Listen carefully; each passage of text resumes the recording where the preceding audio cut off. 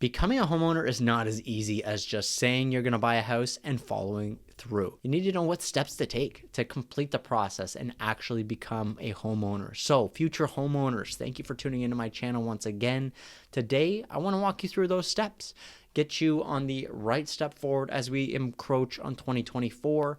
And if you get value from this channel, or maybe you want my assistance in 2024 buying your first home, don't forget to like, comment, and subscribe to the channel so that way we can keep in touch going forward. If you're in the market or you're just staying informed on real estate, you're in the right place. Every week you're going to get 2 videos from me that are going to hopefully educate you and keep you in tune with the Toronto and Greater Toronto area real estate market. Now let me set the stage here for you. We are currently in December. The market cools down quite a bit when we get to December because people's mind, it is not where it was in October when the weather was nicer. Everybody is cold. The sun is disappeared and we have dark, long days, and people are no longer thinking about the real estate market like they were for the last 8 months. And with that being said, what is very important is knowing the current market conditions. You need to understand when you actually are looking for homes, what the market is doing. Generally, November, December, January are slow months in the real estate market. And that's something that you need to understand. There's less volume of transactions that are happening. There's less people that want to move when there's snow on the ground or it's freezing outside. So taking that into consideration if you're buying in the winter months is something that is very important to do. With knowledge comes power. Knowing that not a lot of people want to pull the trigger and move in the winter is an advantage for you. If you're looking to buy your house and it is currently winter time, this means that the houses that are actually on the market are on the market because they need to sell, not because they are testing the waters. Nobody wants to have their house on the market in December if they can truly help it. I personally would not want my house on the market in December if I could help it. So keep that in mind. It might be a good time for you to get a really good value. And with that, click the link to watch my other video that was previously posted about buying in a scared market like we are currently in, just right up here. The second thing is being prepared. You need to understand what it is you are actually looking for. So when you are buying a home, there are some things that you really need to understand based on your finances, of course. If you are approved, that is the first step. Go to your bank, talk to your local mortgage broker, and get some approval numbers from them. Understand what you can actually afford in today's market, because without a number, without a approval, you're just window shopping, and window shopping is wasting a lot of your time, and it's not really giving you a good sense of what you can afford because you don't know. Once you get that approval number, if you've been window shopping, you might be extremely shocked that you're looking at significantly different properties than you were prior to, and this will actually make your process more difficult. You might have been looking at detached houses thinking, I can buy a detached house. There's no way I can't buy a detached house. And then your approval comes back and you're looking at condos. Mentally, it's going to be a tough hill for you to climb because you're so set on having that specific amount of space. And now you might be restricted. A condo might only be 600 to 700 square feet.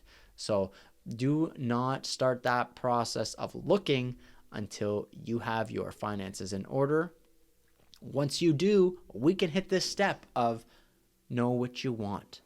Create a list with your agent, with your spouse, with whoever you might be buying a home with, or if it's with yourself, create a little spreadsheet of things that you actually want in your home. Do you need a backyard? Check. Do you need a double door entry? If that's a mandatory thing for you, write it down. Do you need 2 bedrooms? Do you need 3 bedrooms? What are these things you absolutely need? And then what are some things you would like? Let's really think about these thoughtfully, because if you say you want everything, it's not reality. It's not realistic at all. So we need to be in a place where your expectations and reality are at least an arm's reach away. You want to have a list that's real. 3 bedrooms, 2 bathrooms, a garage, a backyard. These are all feasible. If you want a double door, certain shaped roof, you need a 2-car garage, or a one. then you start to get yourself in this never ending, never satisfied area that is going to make the process so much harder. So know what you want. Now, we briefly touched on finances, and being pre-approved is step number 1 of that financing category. But step number 2 is understanding how the money is going to work. Once you actually buy a home, what does it look like for you? You have mortgage payments, but that's not it. You have to understand that there is utilities, there's property tax, there's home maintenance, there's home insurance. There are so many other factors that you need to combine to understand the full picture of the numbers. So make sure you understand the large picture when it comes to your finances, so that way there's no surprises. The money coming in your account and going out of your account every month is not something that should be a shock to you, and it's not something that should make that home ownership that much more stressful unless it wasn't prepared for. Next thing we're going to cover is acting quickly, but making sure you're acting smart as well. If something comes on the market and you know it checks a lot of your boxes, be smart, but act quick, because if it checks all your boxes, it likely checks a lot of other people's boxes as well. So what you're going to do is try to see this property as soon as possible. That way you can understand if it actually, beyond the pictures that you were looking at, does check all of those boxes. And if it does, then we want to get as much information as possible about the property. Go through your agent, make sure that they can provide you everything you need. Area information, home information, the cost of your utilities.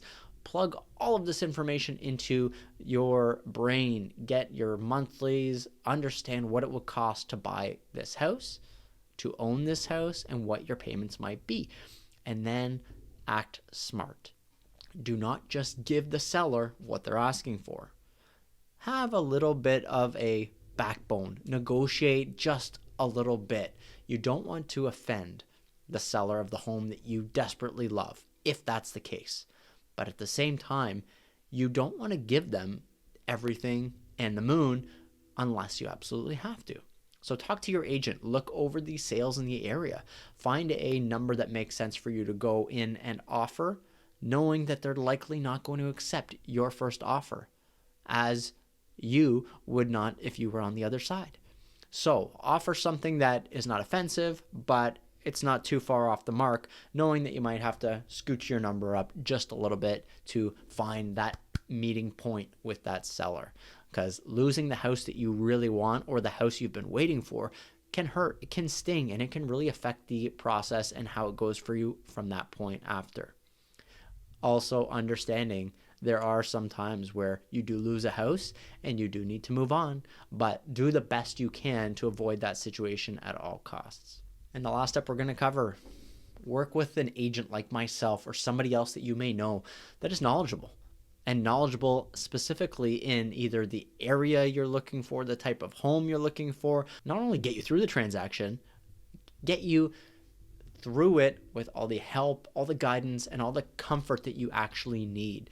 So find that agent, whether it's a family member, a friend, a recommendation. Find somebody who is going to do their job properly and make sure that you feel you were represented correctly throughout the whole thing. Now, buying a home, hey, the great part is you don't pay the commission. The sellers pay all of the commission. So you are picking an agent to work for you for free.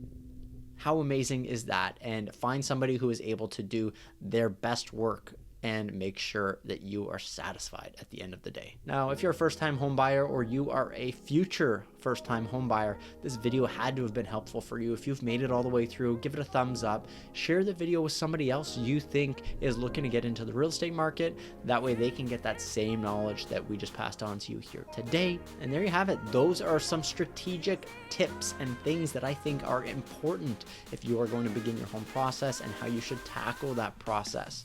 If you like videos like this based on first-time home buyer, home tours, or just general GTA real estate market information, this is the channel for you. Hit the subscribe button once again, and I'll see you in the next video. Have a great day.